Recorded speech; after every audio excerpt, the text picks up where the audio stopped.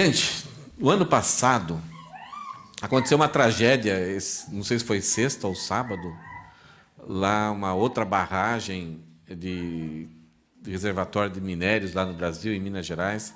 Já tinha acontecido isso há um ou 2 anos atrás, 1.177 dias atrás, tinha acontecido uma tragédia também na cidade de Mariana. O prejuízo ambiental foi muito grande, na de Mariana, 2 anos atrás, 3 anos atrás, mas agora acho que é Brumadinho o nome da cidade, novamente uma barragem para reter os detritos dos minérios, das mineradoras. Ela novamente foi destruída e vem toda aquela lama. Os prejuízos ambientais foram menores, mas talvez a quantidade de pessoas falecidas, mortas, chegue a quase 200 pessoas, né? Pessoas perderam a vida assim de uma forma muito terrível, né? Então há uma consternação muito grande no Brasil. Até o presidente de Furnas, ele falou: olha, o prejuízo ambiental é sério, mas quando a gente perde vidas, né, pessoas são tragadas acidentalmente por essa situação, é muito mais triste. Eu não sei se foi o ano passado também, se alguém se lembra, pode me informar, mas talvez no começo do ano passado, um museu no Rio de Janeiro que preservava vários objetos assim preciosos, históricos do Brasil, também pegou fogo. E com muita negligência também, porque muito dinheiro foi investido, mas não aplicado, muitos fios remendados de uma forma assim estúpida, né? E causou um incêndio, e não somente o prédio foi destruído, mas muitas obras que representavam a história da humanidade, a história do Brasil, e coisas preciosas, principalmente na questão da trajetória do ser humano. Até tinha um crânio que eles falavam que era não sei quantos milhões atrás, mas é algo bem inventado isso. Mas essa questão de preservação, história, nós temos em todos os países. Isso é uma riqueza de cada país. Nós temos os chamados museus. E um dos mais lindos museus é o Museu do Louvre. Tem até um filme que foi... Vários filmes passa esse filme, esse museu na França. Eu acho que é o Código da Vinci, não sei. Também passa esse museu, eles entram até dentro. Então tem toda uma história, um drama ali inventado, mas é um museu, além dele ser bonito, ele preserva muitas obras de artes, aquilo que a humanidade tem um valor precioso e pagam caro para poder ter esse privilégio de ali contemplar. Nós temos lá em São Paulo, na Avenida Paulista, o MASP, Museu de Arte Moderna do Estado de São Paulo. Então, constantemente, eles... Não sei se alguns objetos ficam fixos lá nesse prédio, mas eles criam exposições. Então, eles criam, de repente, de um autor, um artista, um poeta, um escultor.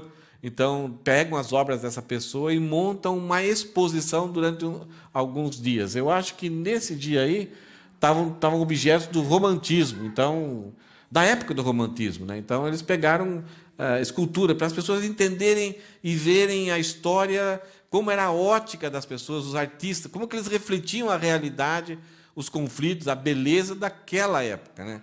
Então, nós temos o Museu do Louvre, nós temos aqui o Museu de Arte Moderna, e, além desses museus, nós temos muitas galerias, né, que elas também fazem exposições, ou elas preservam algumas coisas, alguns objetos, alguns artistas, né?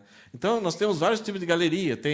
Hoje muitas vezes, tem algumas galerias que você vai ver quadros e você fala: como que se vê esse quadro? Será que está de ponta cabeça? Não está? Tal, né? E você não consegue entender o significado. É muito da ideia do impressionismo. Isto é, a pessoa faz, muitas vezes parece que até um elefante que pegou a tinta e espirrou lá, tal, e aí você tem uma impressão: puxa, esse artista estava assim, sofrendo, estava angustiado. É nada, ele só tinha aquela cor lá. Já tinha acabado a tinta dele. Mas, ao longo do tempo, esse quadro vai tendo valor. Numa dessas galerias, um jovem aprontou. Numa dessas áreas ali, ele colocou um óculos no chão. E ele ficou fotografando as pessoas que vinham ali. E todo mundo achando que aquilo era uma obra fantástica de arte. Onde já se viu a 1 metro da parede, distância aqui, um óculos. O que isso? Isso aqui representa. Então as pessoas, ao olhar aquilo, tentavam achar um significado. E cada um tinha a sua impressão. Aí o rapaz pegou seu óculos, colocou no pô e foi embora. Então a humanidade está assim, valorizando as artes. Uma outra academia, né? Uma coisa bonita, você vê que tem uma qualidade. Então tem pessoas especializadas a montar isso com jogo de luzes e tal. E é interessante que agora aquele lá é um pedestal de caixa de som, né? O cara colocou ali uma coisa ali. Então tem pessoas que juntam pregos, juntam ferro velho. Tem cada artista maluco. E algumas vezes, de usarem coisas estranhas, eles realmente criam coisas bonitas. Você fala, puxa, por que eu não tive essa ideia antes? Algumas vezes, eles tiveram uma ideia e você não teve. Mas muitas vezes você teve a ideia, mas você não tinha a capacidade que aquela pessoa tem de usar aquelas cores, aquela combinação de tinta, aquela habilidade de fazer entalhes na madeira ou na pedra sabão, no caso do Aleijadinho, lá em Minas Gerais, né? Então, são pessoas especiais, são pessoas com uma capacidade de vislumbrar uma pedra e dessa pedra criar alguma coisa muito bonita, um objeto de arte que vai ser admirado e vai ter um valor por toda a humanidade, né? Um dos quadros mais famosos e o mais caro é da chamada Mona Lisa, de Leonardo da Vinci. Pessoas estudaram esse quadro exaustivamente. Então, até, por exemplo, essa parte mais alta aqui do lado esquerdo do fundo e a parte mais baixa, eles falam assim que essa parte daqui parece que reflete mais o universo masculino, a parte de lá o universo feminino. Então, a ideia do balanceamento aqui, até chegar a dizer que ela tinha bruxismo, que é um ranger de dentes, por causa desse sorriso enigmático dela. Então, que ela era casada com um tal de Giocondo, né? Então é a Mona Lisa de Gioconda. Então tem várias coisas que tentaram ver aonde está uma casinha, tudo o que Leonardo da Vinci estava tentando comunicar. Pode ser que ele sentou um dia, gostou da moça, foi lá e pintou e saiu isso aí. Mas pode ser que ele criou algo inusitado, com uma beleza, com algo assim fantástico. E muita gente tenta fazer isso e não consegue. Isso foi imortalizado. É o quadro de maior valor da humanidade. E nós temos, além de quadros, de pinturas, de esculturas, nós temos a literatura. Por exemplo, Shakespeare, né? A Jenny e a Ana Verônica não está aqui, nem a Ana está aqui. Tem algum Robert está aqui, né? Então, Robert, me ajuda aqui. Vamos ver se eu consigo traduzir o que Shakespeare escreveu, mas colocar aqui em espanhol. O tempo é muito lento para os que esperam. Muito rápido para os que temem. É isso, temem. Muito comprido, largo em espanhol é comprido para nós. Muito comprido para os que sofrem. Muito curto para os que têm prazer, que gozam, que desfrutam da vida. Mas para quem ama, o tempo é a eternidade. Esse cara parou um dia, escreveu isso. E aí você fala, eu também posso. Eu também conseguiria escrever isso. Mas por que você não escreveu e foi ele que escreveu antes? Esse é o problema. Olha só, um tal de Silas Fonseca, olha o que ele escreveu. Eu, do livro, não me livro, e nem quero me livrar. Se do livro eu me livro, como livre eu vou ficar? Você consegue fazer essa estrofinha? Eu consigo, mas por que eu não fiz antes? São pessoas que têm um certo insight. Esse Silas Fonseca, ele tem um livro de poemas, de sonetos, né? E você fala, puxa, que coisa bonita. Então o cara sintetiza em poucas palavras, jogando com palavras, mudando uma letrinha nas palavras e comunicando uma mensagem. Algo muito valoroso. Algumas vezes pode não ser uma verdade. E essas coisas acontecem muito no Facebook, né? As pessoas que colocam um versinho, e até nós, como crentes, muitas vezes compartilhamos, mas o pensamento, o conselho é contrário à palavra de Deus. Muitas vezes tem lá vingança, desejo de que as pessoas que têm inveja de você vão para o inferno. Então, e a gente olha aquela conjugação de palavras ali e acha bonito e vamos mandando ver lá no compartilhar. Por que eu estou falando isso? Por que eu falei sobre museus, sobre obras de arte, sobre literatura, esses homens que ficaram famosos na eternidade, essas obras de arte que custam muito caro? É porque para se fazer uma obra de arte, precisa de planejamento. Muitas vezes as pessoas começaram alguma coisa, mas não deu certo, jogaram fora. Desanimaram, entraram em depressão. Muitas vezes demora-se anos e anos para completar alguma coisa muito boa. De repente a pessoa desiste e larga daquilo por uma quantidade de tempo, depois ela volta de novo a pensar naquilo. Então a pessoa planeja, ela começa do nada, mas ela tem que ter uma capacidade de vislumbrar o que aquilo vai ser no final. Por que ela está fazendo aquilo? O que ela está sentindo? O que ela está vendo? Como ela está entendendo o mundo exterior? Então, muitas vezes, os artistas, eles tentavam refletir o que estava acontecendo aí fora. A angústia, a felicidade. E é uma coisa interessante que antes há uma evolução, há uma dinâmica ao longo da história de como essas retratações da humanidade foram mudando. Então, de algo bem concreto, que era o ser humano, passou para a natureza, da natureza passou para algumas coisas muito abstratas, e hoje coisas que não têm significado nenhum. Então, o homem, quando ele vai se afastando de Deus, nos seus pensamentos, nos seus ideais, nos seus valores, ele acaba não refletindo aquilo que mais revela quem Deus é. Então, existe um estudo a respeito disso, como a arte que revela a Deus, ela vai se deteriorando ao longo do tempo. Nós vamos estudar hoje Efésios, capítulo 2, versículos 7 a 10. E a frase para a gente mergulhar no livro de Efésios, nesses 4 versículos, é a seguinte: nós fomos resgatados. Você lembra que Paulo começa no capítulo 2, dizendo que nós estávamos mortos em delitos e pecados.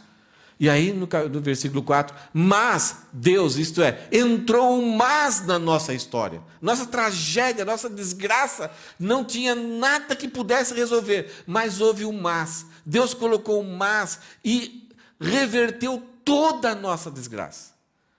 Nós estávamos escravos, mortos, dominados, controlados pela sociedade decaída, pelo controlador, dominador desse século, que influencia essa humanidade decaída e leva ela a se afastar cada vez mais de Deus, e pela nossa própria natureza e pela nossa mente destruída e morta, sem nenhum vínculo, sem nenhuma ligação mais com Deus. Nós estávamos nessa situação, era uma desgraça, mas Deus entrou na história e reverteu esse processo.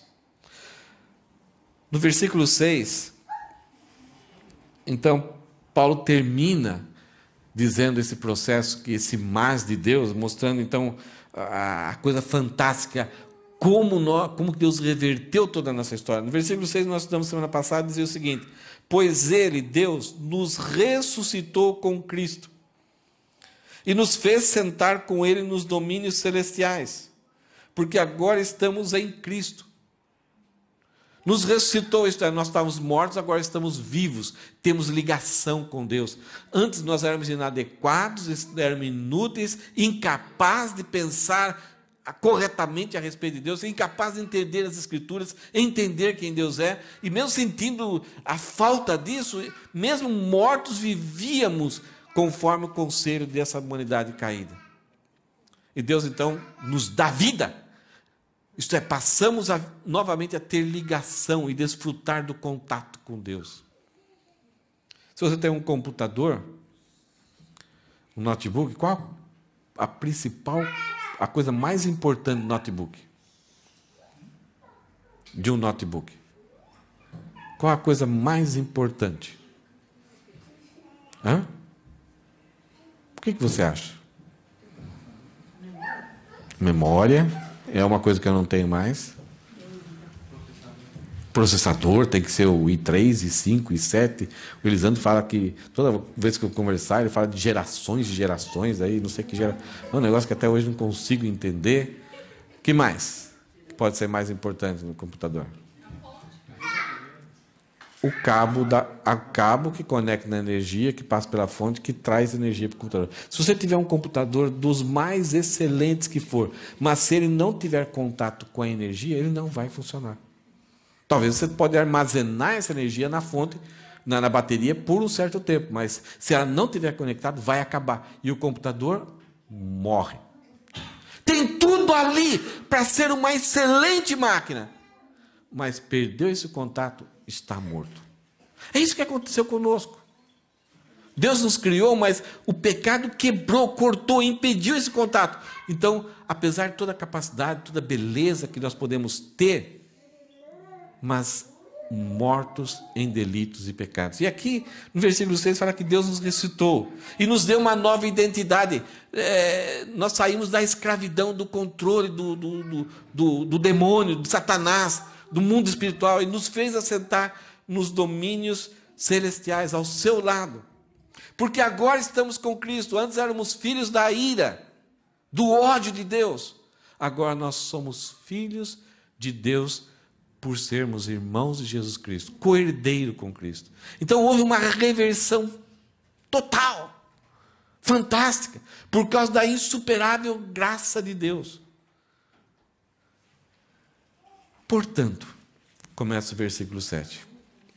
O versículo 6 foi o final da mensagem passada.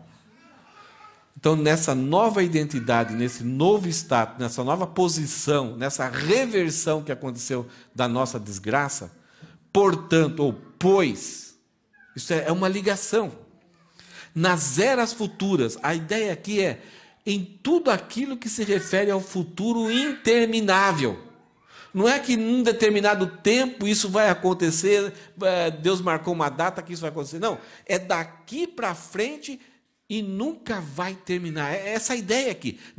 Portanto, nas eras futuras, isto é, em todo o futuro, sem extinção, Deus poderá apontar-nos como exemplos da riqueza insuperável de sua graça. Em todo o tempo futuro, por causa daquilo que nós éramos, por causa da reversão que Deus fez na nossa vida, nos ressuscitou, nos fez assentar, e estamos ao lado de Jesus Cristo, juntamente com Cristo. Temos tudo com Cristo, ao estarmos nele. Em todo o futuro, Deus, o propósito de Deus é, final de tudo, é em todo esse futuro, nos apontar, nos indicar, nos mostrar, nos trazer para frente e falar, olha aqui, gente, olha o universo.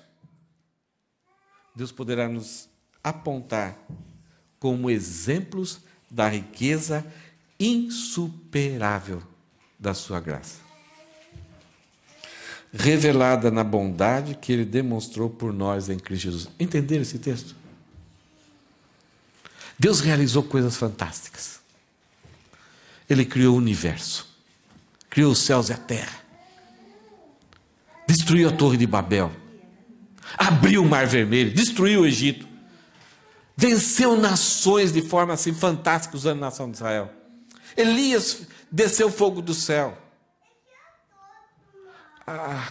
Jesus fez ali maravilhas e multiplicou pães, andou sobre a água para provar o seu poder como Deus, sendo Deus.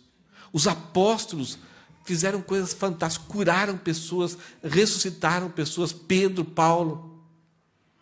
Foram demonstrações assim fantásticas do poder de Deus.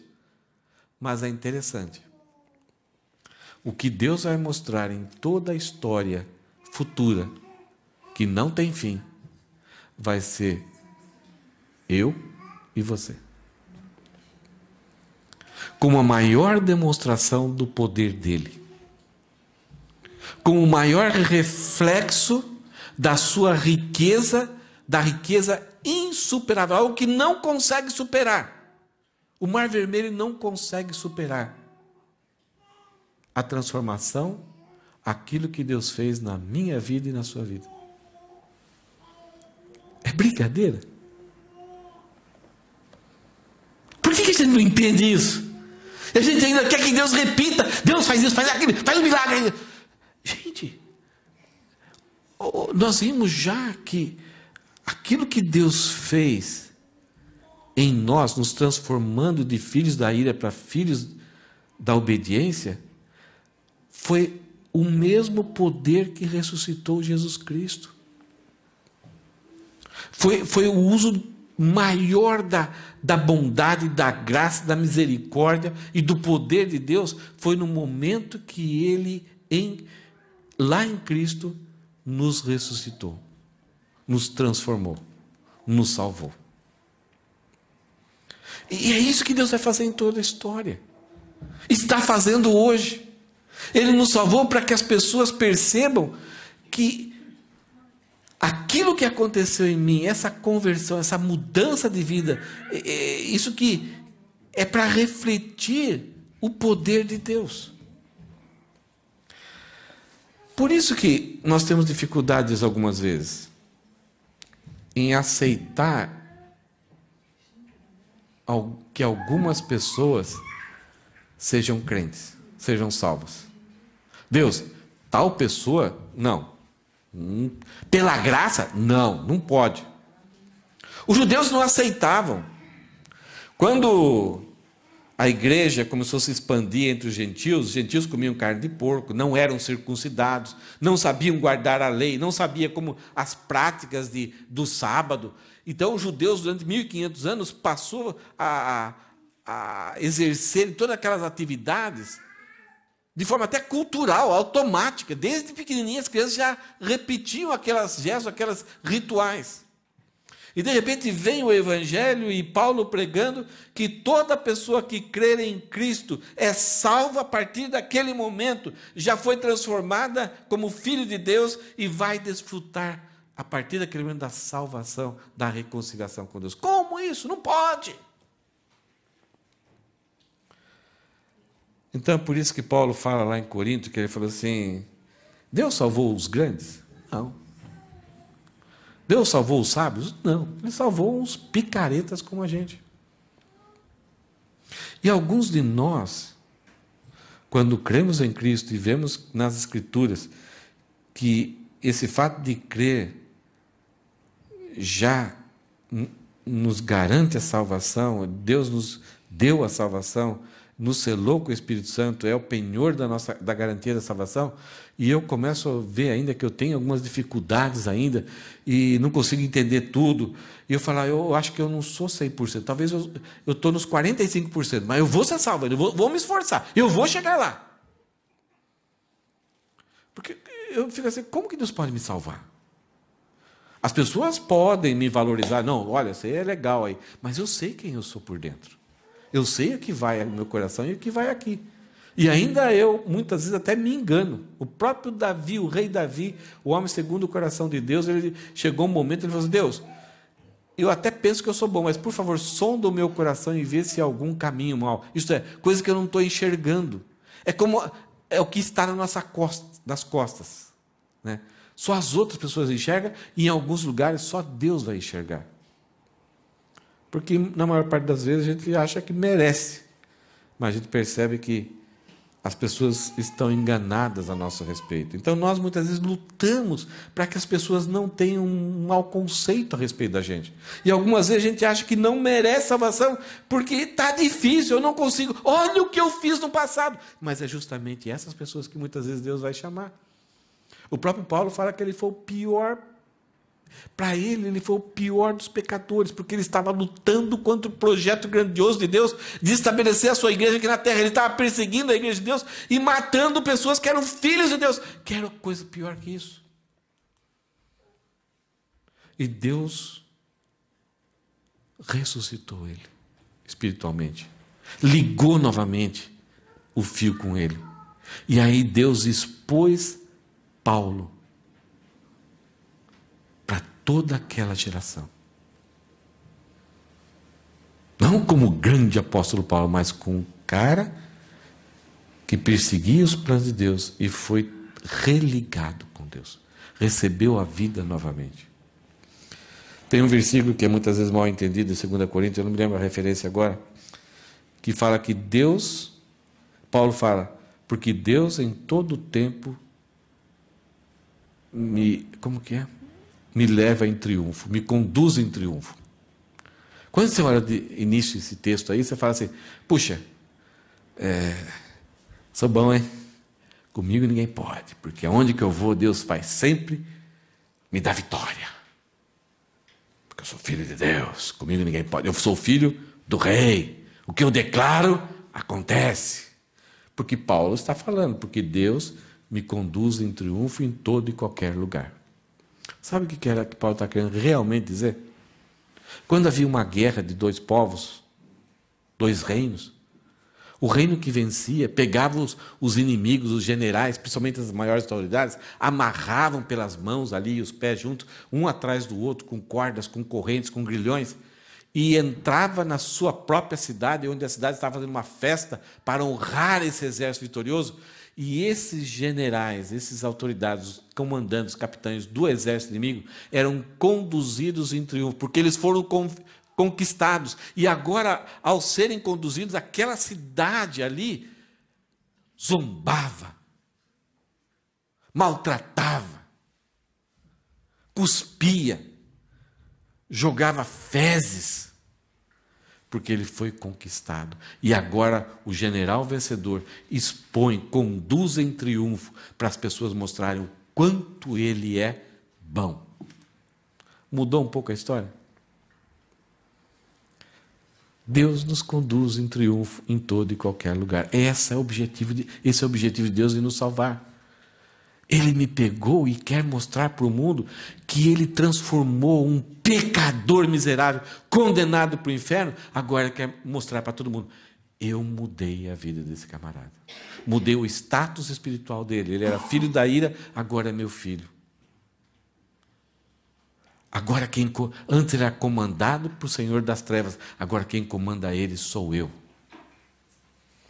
Então veja o que Paulo está falando aqui. Portanto, nas eras futuras, a partir de agora, Deus poderá apontar-nos, apresentar-nos, mostrar-nos como exemplos da riqueza insuperável de sua graça, revelada da bondade que ele demonstrou por nós em Cristo Jesus. Por isso que Deus, e o próprio Jesus, quando esteve aqui na terra, ele não tinha prazer em procurar pessoas que se diziam, que se auto-intitulavam de santas, sagradas, de merecedores da graça. Para quem Jesus foi? Especialmente. Quem foram as pessoas mais socorridas e valorizadas por Jesus? Mateus, o cobrador de impostos, um ladrão. Quantas prostitutas que ungiram os pés de Jesus com óleo e secaram com o cabelo, e Jesus ali satisfeito, porque ele apresentou, e está registrado na Bíblia, Deus mostra a elas até hoje que houve uma transformação. Esse é o propósito, é isso que Deus quer, é isso porque Deus nos salvou. Não somente porque tem uma música aí que fala que Jesus não ia conseguir viver sem nós na eternidade, então ele veio, sofreu a cruz para nos salvar, porque ele ia ficar tão sozinho lá, chateadinho. Não, nós éramos inimigos, estávamos debaixo da ira, e Deus quer mostrar em toda a eternidade a insuperável riqueza da sua graça, por isso ele nos salvou. É fácil entrar dentro dessa cabeça aqui? Não é. É difícil. Veja o versículo 8. Então, em primeiro lugar, o propósito final e grandioso da nossa salvação é isso. Deus quer revelar a insuperável riqueza da graça dele. Como que ele faz isso? Nos salvando. Pegando miseráveis pessoas como nós, dando uma nova nacionalidade, dando toda a riqueza, toda a herança em Cristo, nos transformando, nos dando vida, para que Ele mostre o quanto a sua graça é rica, insuperada por nada. Superada por nada. Então o propósito final é grandioso daquilo que Jesus Cristo veio aqui na terra fazer, essa obra da redenção, é isso. E aí, nesse processo de salvação, Paulo vai falar qual é o caminho que nos inclui para a salvação. Qual é o caminho includente? Aquilo que nos joga para dentro. Aquilo que nos transforma, qual é esse caminho? Veja o que Paulo fala em versículo 8. Vocês são salvos pela graça, por meio da fé. Isso não vem de vocês, é um dom de Deus, é um presente de Deus. É graça gratuita. O que nos salva? A graça. Não é a fé. A fé é um instrumento que faz com que a gente se aproprie da graça. Mas é a graça que tem um preço, que tem um valor, é que nos salva. A fé, diante do preço pago, diante da obra de Cristo, é quando você vai e você confia nisso. Então aquilo lá se torna imputado para você. E quando Paulo fala que isso não vem de vocês, ele está falando que, inclusive, a própria fé. A própria fé é dada por Deus para que a gente confie. Deus nos leva, Deus mexe no nosso coração, dá uma vida para nós, para que a gente possa depositar a confiança nisso. O Silvio mandou uma mensagem que ele está lá levando o filho dele lá para tomar o Shinkansen para voltar para Hiroshima. Então, você quer ir para Hiroshima? Como que eu posso ir? Aí alguém fala assim, ó, pelo Shinkansen.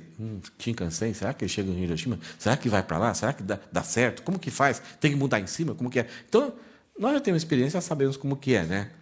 Mas se uma pessoa que nunca veio aqui, um extraterrestre, ou sei lá, de algum país aí que nunca viu, como que é isso? Como que funciona? Ah, não, você tem que comprar esse bilhete. Então, a fé nos leva a tomar providências para nos apropriar, para entrarmos lá dentro, para obedecermos. Mas quem vai levar a pessoa até Hiroshima, você tem que confiar, é o trem. A fé não leva você para lá. O que leva é o trem. Então, o trem é a graça. E Deus deu a capacidade para nós, deu a fé, para que você vá confie que o trem vai te levar, que aquilo lá tem a capacidade para te levar, então você pega o bilhete e você entra dentro. Então aquilo é uma ilustração meio difícil, talvez não seja a mais ideal, mas essa é uma coisa importante para a gente entender. O que nos salva é a obra redentora de Cristo. O que nos leva a se apropriar e curtir e desfrutar e viver essa salvação dada por Cristo é a fé, é a confiança. Acho que eu já contei a história para você, duas cataratas, dois despenhadeiros muito grandes, um homem colocou um cabo de aço lá e um malabarista juntou fotógrafos, a imprensa, a televisão e tudo mais, e eles falaram, quem que aqui acredita que eu posso passar para o outro lado? Pessoal, nós acreditamos, nós confiamos que nós conhecemos você. Alguns duvidaram e tal, e ele foi lá, passou para o outro lado, de repente voltou para cá de novo. Quem aqui que acredita que eu passo com um carrinho de mão, sabe aquelas carriolas, né? Passo do outro lado. Pode ser, talvez, né? Alguns duvidaram e tal, mas ele passou. Ei, beleza. Quem aqui acredita que eu posso passar com uma pessoa dentro do carrinho de mão aqui? Eu acho que sim, já. Você demonstrou que tem muita habilidade, tranquilidade, você vai conseguir. Quem quer ser o primeiro?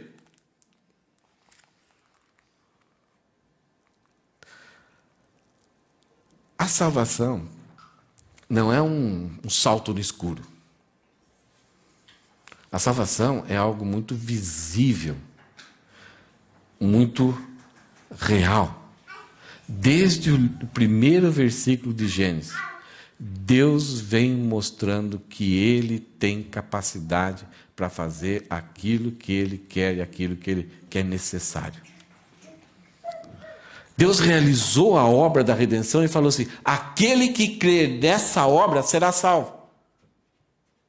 Então, se eu conheço a história de Deus, aquilo que Deus realizou, a pessoa de Deus, os atributos de Deus, e vejo que não há igual e ninguém semelhante a Ele, se eu não acreditar, se eu não confiar, eu estou até desobedecendo Ele.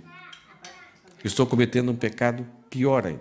Então, esse item aqui, esse ponto, a salvação, ela recebe a inclusão através somente da graça.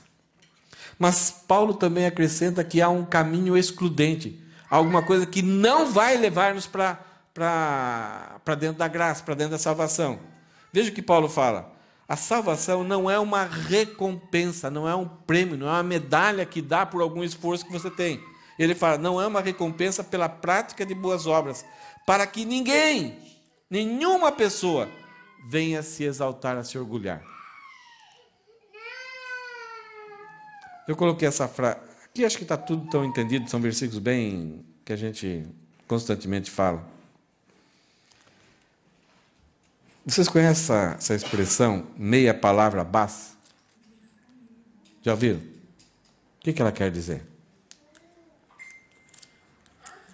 Se não tiver o S aqui, seria meia palavra ba, né? Lá dos gaúchos. Mas na própria frase ele está ilustrando como as coisas acontecem. Meia palavra basta. Isso acontece muitas vezes no processo de educação de filhos. Os filhos, quando estão fazendo uma coisa, por exemplo, a Juna, por enquanto, a Yuna aqui, né? Por enquanto, né, a Edneia tem que sair lá, vir pegar tal.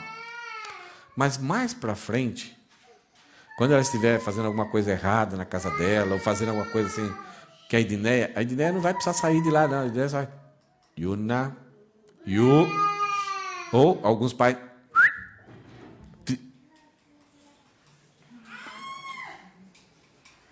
já. O Ken já está nessa fase com os filhos, né? A Ana, né? Só dá uma palavrinha lá, meia palavra basta, e muitas vezes, se tem visitantes na casa assim, a gente nem percebe os códigos deles. Mas você vê que eles estão bagunçando, brigando, para na hora. Porque entendem, compreendem e confiam que o pai vai ser fiel. Né? Então, se o pai está exortando, e se essa exortação não for cumprida, e não obedecerem, vai ter consequência. Por que a gente ouve tanto que a salvação é pela graça, é pela fé? Todos os dias a gente ouve. Mas é mais fácil a gente acreditar em disco voador, em seres de extraterrestre, em coisas assim inventadas pelas cabeças das pessoas, do que a gente, não, é assim, ele fica todo... Eu sou assim. Eu assisto um filme de ficção, não, deve ser assim. Meu coração, minha mente tem uma facilidade de absorver, de crer coisas mentirosas, coisas inventadas, coisas impossíveis de acontecer. Mas quando a palavra de Deus revela algumas verdades, eu tenho dificuldade de aceitar, de assimilar, de confiar. Aí você pode falar assim, não, eu não tenho essa dificuldade. Sabe quando eu tenho dificuldade? De mostrar meu coração confia totalmente? É quando eu fico bravo, é quando eu fico murmurado, é quando eu fico desesperado, é quando eu fico ansioso. Esses sintomas emocionais, eles mostram, revelam o quanto eu confio ou não em Deus. Por isso que a nossa geração, esse mundo atual, a história da humanidade nunca teve um momento como o nosso de tantas doenças emocionais. Porque o homem dispensou Deus da sua vida. Então, em quem confiar? Em quem esperar? Em quem ter socorro? Então, inventam coisas como se fosse bola de sabão, que trazem momentos de felicidade, trazem momentos de satisfação, mas na hora daquilo que somente o que é espiritual pode resolver o seu problema, você vai pegar na bola de sabão, cadê ela? Era bonita, era brilhante, era fofinha, mas ela some. Então a sociedade sempre está inventando alguma coisa como paliativos, mas dispensa a Deus. E aí a vida é terrível. Então nós temos, somente a graça pode nos incluir na salvação. As nossas obras não são incluidoras, elas são excludentes. Deus exclui, Deus não quer as nossas obras, não servem para nada, mesmo que sejam boas obras que beneficiam outras pessoas, mesmo que tragam um bem para outra pessoa, mas para a nossa salvação não serve para nada. É esterco. É imundícia. E aí Paulo fala que por causa disso, por causa que nós somos salvos pela graça, e o propósito de Deus é nos mostrar em todas elas futuras. Paulo fala assim, pois nós somos obra-prima de Deus, criados em Cristo Jesus. Não fomos criados por causa de nós mesmos. Essa criação, Deus criou Deus nos criou por causa dos méritos de Jesus, por causa da morte dele. Deus nos ressuscitou juntamente com ele. E Deus nos criou espiritualmente do mesmo formato que Jesus, homem. Para termos os mesmos sentimentos, os mesmos propósitos, a mesma obediência que Jesus teve. Então, o nosso padrão para vivermos é a pessoa de Jesus. Tem até um livro, se você um dia quiser comprar, é muito bom. Quando você tem um conflito, quando você tem uma decisão para tomar, então o livro fala assim, em meus passos, o que faria Jesus? Tem hora que você não... Tem na Bíblia, uma outra época, talvez você não vai conseguir achar um princípio que norteie essa decisão sua. Então esse livro nos ajuda a isso. A pensarmos, em meus passos, o que faria Jesus? E aqui Paulo está falando, pois somos obra-prima de Deus, criados em Cristo Jesus, a fim de realizar as boas obras que Deus de antemão planejou para nós. Antes de nós nascermos, lá antes da fundação do mundo, quando Deus nos elegeu, Ele já colocou o caminho que aquelas pessoas que seriam eleitas, regeneradas e salvas, deveriam andar. Aí eu pergunto, que caminho é esse? Que atitudes são essas? Que sentimentos são esses? Que pensamentos são esses? A Bíblia vai me ajudar. Quando eu entendo a pessoa de Jesus. Que a pessoa de Jesus, desde o livro de Gênesis, é retratada nos valores de Deus aqui. Então, quando eu entendo aqui, eu descubro que caminho que Deus quer que eu ande. Qual o meu pensamento, qual a minha alegria, onde que eu devo buscar satisfação, aonde que eu devo, como eu devo agir em momentos difíceis, em momentos de riqueza, em momentos de pobreza, em momentos de doença, em momentos de perto da morte, em momentos que de repente tudo é sucesso. Então, tudo aquilo que eu preciso saber qual é o caminho que Deus preparou, está aqui. Principalmente filtrado pela pessoa de Jesus. Agora eu queria parar aqui no versículo 10. Pois somos obra-prima. A palavra em grego aqui é a palavra poema. Dessa palavra veio a palavra poema. Para nós, poema é algo somente escrito. Mas a palavra em grego, ela traz uma conotação muito maior do que simplesmente alguma coisa escrita, uma estrofinha, um soneto, frases com rima, um provérbio. É muito mais do que isso. É algo que pode se referir a uma escultura e, principalmente, muitas vezes usado para aquela ideia do vaso. E Deus usou, muitas vezes, ou vaso, até entre nós em algumas igrejas, ou varoa, ou vaso, ou vaso de Deus. A ideia é que não somente contemos aquilo que é precioso, que o vaso mesmo que sendo barro, mesmo vendo de uma argila, ele não serve para nada. Mas nas mãos do oleiro, ele pode tomar formas fantásticas. Então, Jeremias usa essa ideia de que nós somos vaso. É uma argila, não serve para nada, para pisar em cima, para se misturar com a outra terra, mas quando o oleiro vai lá, ele pega e coloca no seu equipamento, que muitas vezes gira, e ele começa a moldar, e se não vai ficando legal, ele vai fazendo uma certa prática. E não sei se vocês já viram oleiros trabalhando com aquela gira. É fantástico, a habilidade que ele tem. Então, para tentarmos entendermos por que Deus nos quer expor em todo o futuro, Paulo nos compara como se nós fôssemos um poema, uma obra de arte. Não que nós temos valor em si mesmo, mas a obra que Deus faz em nós acaba nos dando esse valor, refletindo a riqueza da sua graça. Quando nós vimos a foto de Mona Lisa, aquilo lá tem uma moldura, uma tela, algumas tintas, não tem valor nenhum ali. A própria pessoa que era uma pessoa semelhante, bonita, talvez tinha até uma doença na boca, mas o artista, com a sua prática, com a sua habilidade, com o seu conhecimento, com o seu propósito, com o seu planejamento, com a sua dedicação, colocou ali toda a sua alma e transformou aquela tela com a mistura daquelas tintas, naqueles pincéis, em algo, não sei qual é o valor. O pincel que Deus usou para nos transformar em obra de arte, em poema, foi a pessoa de Jesus. Deus vislumbrava Jesus quando Jesus era um modelo, era o projeto final, quando ele começou a fazer a boa obra em nós.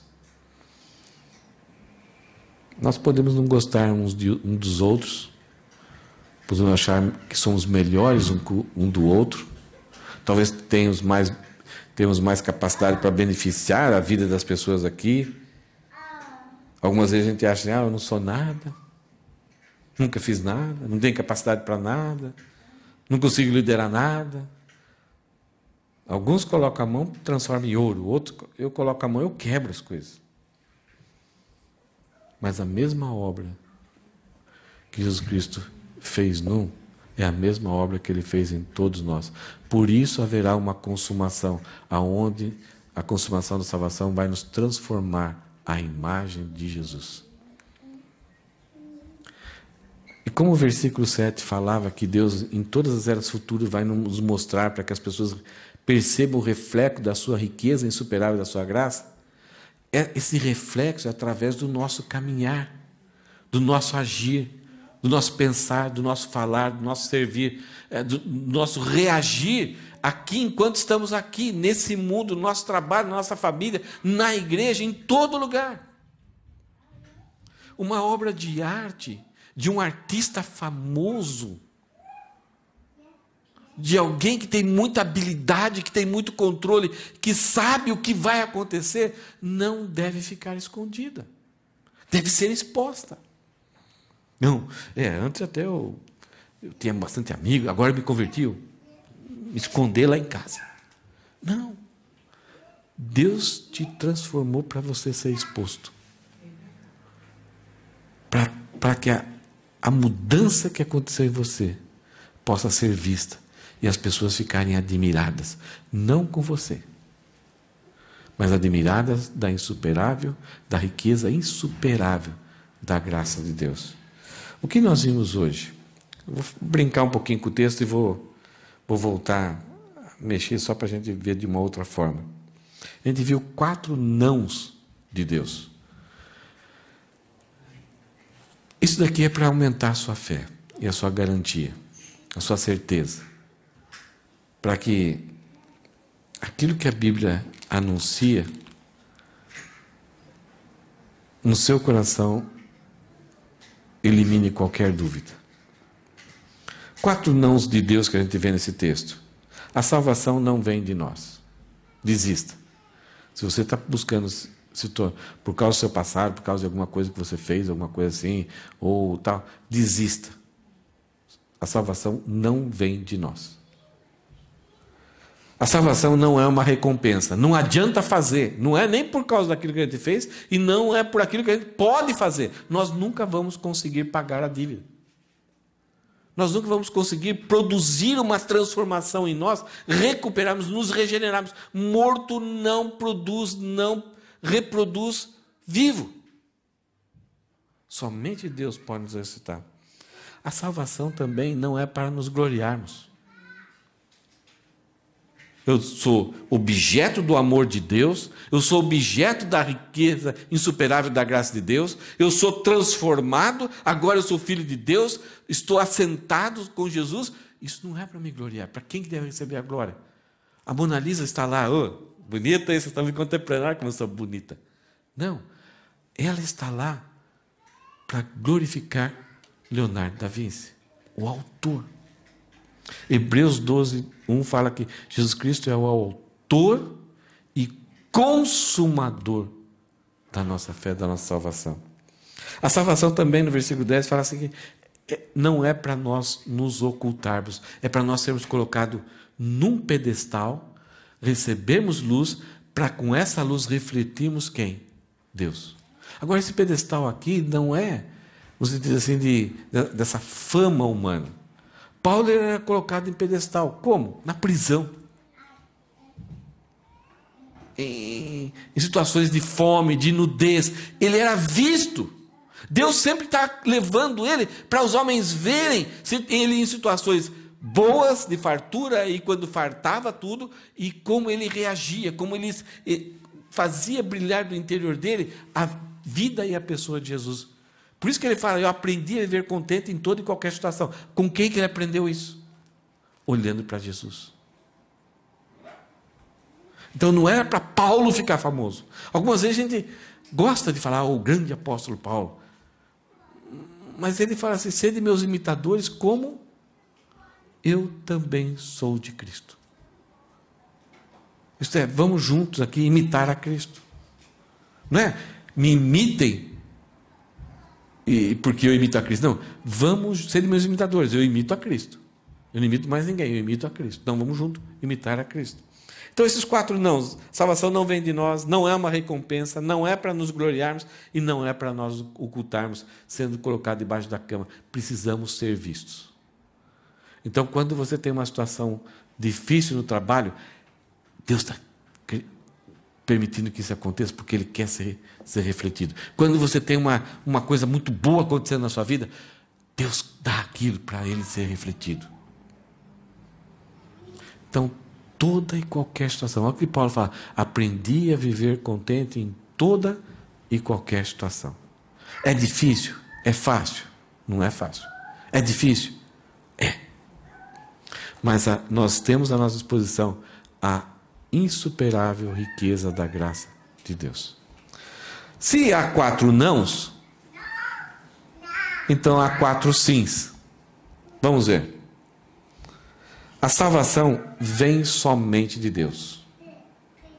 Não há outro lugar não há outra pessoa, não há mais ninguém que pode nos propiciar a salvação. Não há outra religião, não há outro Deus, não há um adjutor, um colaborador, ninguém que esteja ajudando Jesus Cristo a nos salvar. É somente Ele, é pelos méritos de Jesus, não há mais, e não há, a salvação só vem através de Deus.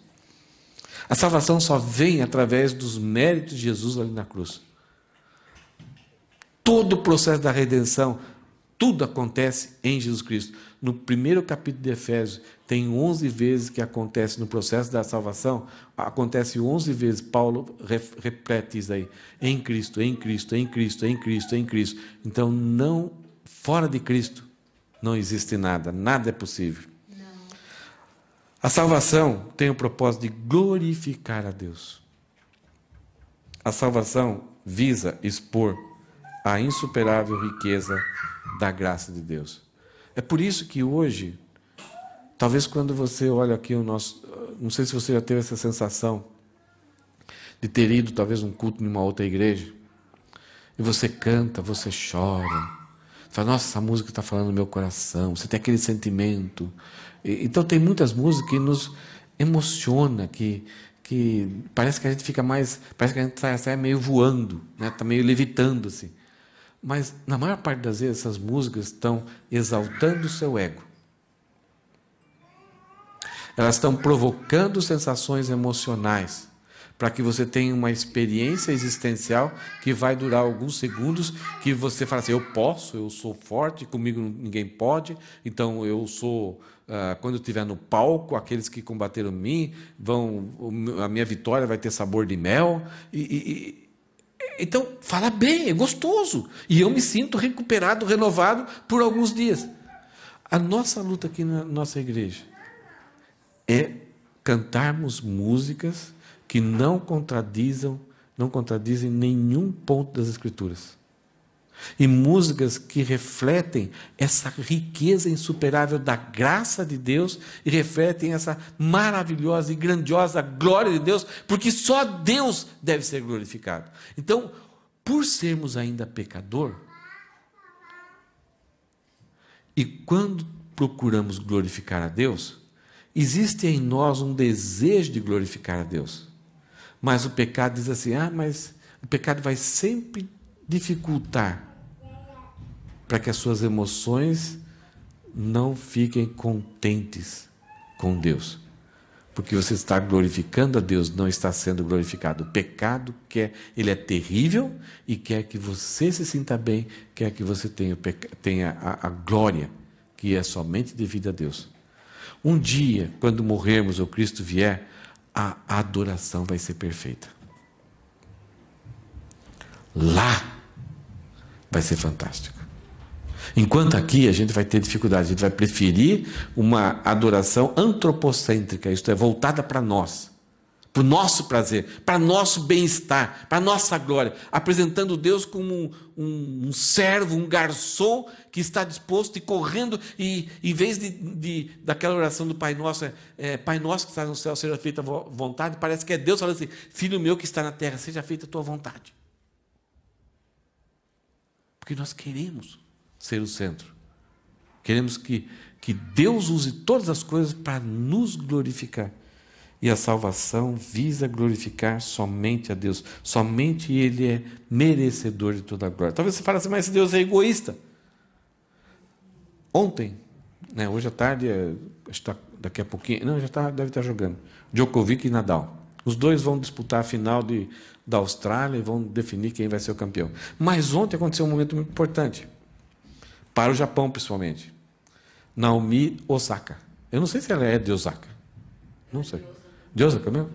Ela tem pais, é mixa, né? A mãe dela é japonesa e o pai? Americano. Americano afrodescendente, alguma coisa assim. Ela é bem, a japonesa bonita, moreninha assim. Muito concentrada, muito disciplinada, tem uma técnica de tênis fantástica, uma ousadia, em momentos cruciais, assim, ela consegue fazer coisas fantásticas. Ela jogou com uma jogadora ontem terrível, muito difícil. Nos pontos mais difíceis, a jogadora ficava melhor. E ela teve momentos assim até de ganhar um set e perdeu o set, e ela até chorou, a Naomi, porque a outra conseguiu. Então, é difícil quando você tem toda a qualidade, mas a outra consegue ali naquele momento. Mas no final ela foi muito bem, ganhou o terceiro set, foi campeã do aberto, do Grand Slam, 4 torneios melhores no ano, ela foi campeã. E ela, então, agora é número 1, com 22 anos, 21 anos, número 1 do campeonato, da liga, da Associação de Tênis Profissionais Femininas, e ela é a número 1 do ranking agora, do Japão, aqui, da nossa terrinha aqui. Um troféu, recebeu dinheiro, ela recebeu bajulações, ela recebeu aquela glória. Mas é uma glória que é por alguns dias, daqui a pouco ela é superada. Uma vez, no campeonato de tênis, quiseram fazer uma homenagem, um desses grandes lances, quiseram fazer uma homenagem para jogadoras e jogadores. E eles começaram a citar alguns nomes, e cada pessoa que entrava, o pessoal batia a palma e olhava para o outro e falava, quem que é essa pessoa? Depois, como foi chegando mais perto, o pessoal conhecia. Então, em poucos anos, em 10 anos, aquela fama, aquele prazer que a pessoa teve, como se fosse uma pessoa imbatível, com uma pessoa que era a melhor do mundo, em poucos anos foi embora. E se ela passasse ali, em qualquer lugar, ninguém conhecia. Por isso que Deus deve ser glorificado. Não é que Ele é egoísta, egocêntrico. É que Ele é insuperável. Ninguém vai conseguir ser aquilo que Ele é. Não é que Ele deixa, é que Ele é Deus, é infinito, sempre eterno. Por isso que, quando a gente concentra a nossa adoração, a nossa vida, em ter o prazer de gloriar-se no Senhor, a nossa vida se torna tão feliz. E Deus aí acaba tendo esse relacionamento tão vivo conosco. Por isso que quando uma pessoa se exalta por alguma coisa temporária, que daqui a pouco alguém pode superar, Deus faz alguma coisa para que essa pessoa perca. Todo aquele que se exaltar receberá a pancada de Deus. Nós podemos nos alegrar com as vitórias, honrar as pessoas que conseguem as vitórias. Por exemplo, Tiago, 2, 3 anos atrás, algo que dificilmente tinha acontecido, não tinha acontecido ainda, 10 anos que o Nagoya era campeão de futebol de salão aqui do Japão. Era uma coisa assim impossível. E o Shiraki foi lá e bateu. Alegramos, nós ficamos contentes, foi uma coisa muito notória. No ano seguinte, o que aconteceu? Voltou de novo. Esse ano, mais uma chance. Então, essa glória pelos nossos feitos, elas nunca podem tomar a dimensão de que somente igual a glória que nós devemos a Deus. Nós devemos honrar as pessoas pelos seus feitos, pelas suas capacidades, se alegrar com elas, mas nunca devemos idolatrar as pessoas. E nós vemos pessoas, jovens, adolescentes, que devotam todo o amor, todo o carinho, todo o coração a ídolos musicais, esportistas, que em pouco tempo se esvaem, se corrompem, se destroem e se tornam até maus exemplos. O que nós vimos hoje na frase aqui? De Efésios 2, versículos 7 a 10. Esse quadro é uma obra de arte também, né, que reflete toda uma evolução da história, então tem todo o significado desse quadro aí, que eu peguei como fundo. Mas a ideia de Paulo escrever capítulo 2, versículos 7 a 10, é que nós fomos resgatados, regenerados, para andarmos segundo a vontade de Deus, não para andarmos segundo a nossa vontade. E com isso exibirmos a maravilhosa graça de Deus. Esse é o propósito de Deus para a sua vida. Nós vamos ser beneficiados com isso? Vamos. Nós vamos ter paz? Vamos. Vamos ter segurança? Vamos. Nossa saúde vai melhorar? Vamos. Muitas coisas vão melhorar. A esperança não vai ser aquela esperança de uma torcida, tomara que. Não, a esperança vai ser uma confiança total, porque confiamos que o que Deus falou não é anulado. Então é uma esperança diferente do que o mundo promete. E vamos ter dificuldades aqui. O próprio Jesus nos preveniu. No mundo tereis aflições. Tende bom ânimo, porque a minha vida, o meu comportamento venceu, teve vitória sobre esse mundo. O mundo não conseguiu me derrubar. Segura ainda, Elisa, que eu quero preparar o pessoal ainda. Eu vou mostrar uma foto aqui, não se assuste. Mas no começo da mensagem eu falei que a sociedade está em decadência na exposição de suas artes. No ano passado, um movimento no Brasil, que o Brasil estava indo para ladeira abaixo tão forte nessa área de artes, né, de moral e moralidade, aquilo que glorifica ainda um pouquinho a respeito daquilo que é bom de Deus. O ano passado refletiu várias coisas no nosso país.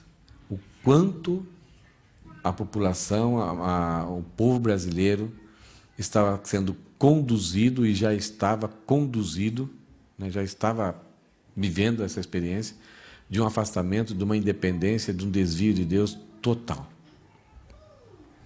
Tanto que entidades financeiras estavam financiando de forma muito cara exposições de arte. E um chamado Queen Museu. Não sei se você se lembra dessa história, desse conflito.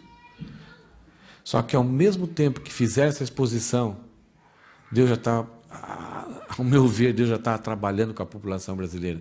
E quando isso aconteceu, houve um incômodo tão grande, uma aversão, que aquilo que parecia ser uma arte, uma exposição, algo que trazia uma compreensão, uma avaliação gostosa daquilo que Deus fez, criou uma aversão e começou a ter uma mudança muito grande no Brasil com referência à arte.